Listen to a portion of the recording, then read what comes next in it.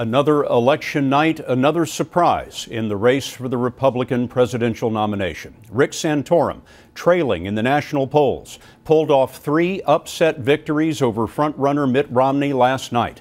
Santorum beat Romney by 5 points in the Colorado caucuses, by 30 points in the primary in Missouri, and by 28 points in the Minnesota caucuses, where Romney finished 3rd behind Ron Paul.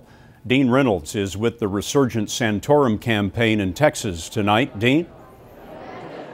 Scott, Rick Santorum came to Texas today to raise money, to build support in the state's April primary, and to bask in the glow of those victories that have put him right back in this race. You're correct in proper name.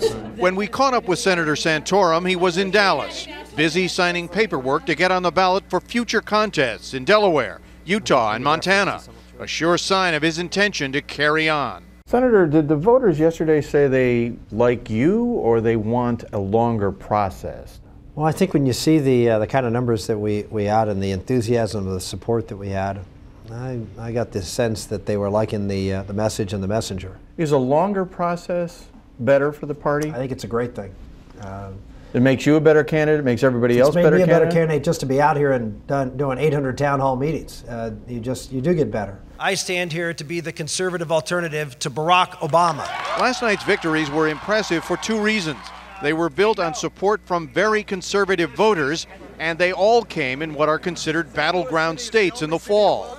Denying them to Mitt Romney adds fuel to the doubts about his overall acceptability to the party, regardless of how much money he's willing to spend on things like negative ads in pursuit of the nomination. I'm wondering if you sensed that things were going your way when Mitt Romney began attacking you. Yeah, that's always a good sign.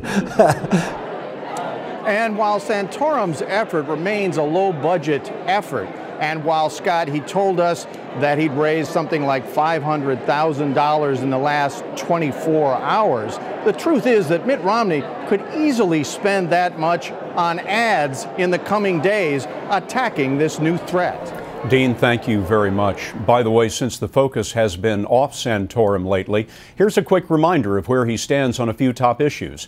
He'd have only 2 federal income tax rates, 10% and 28%. He'd cut the corporate tax rate in half. Santorum would cut federal spending by $5 trillion over 5 years, freeze defense spending, and repeal the Health Care Reform Act.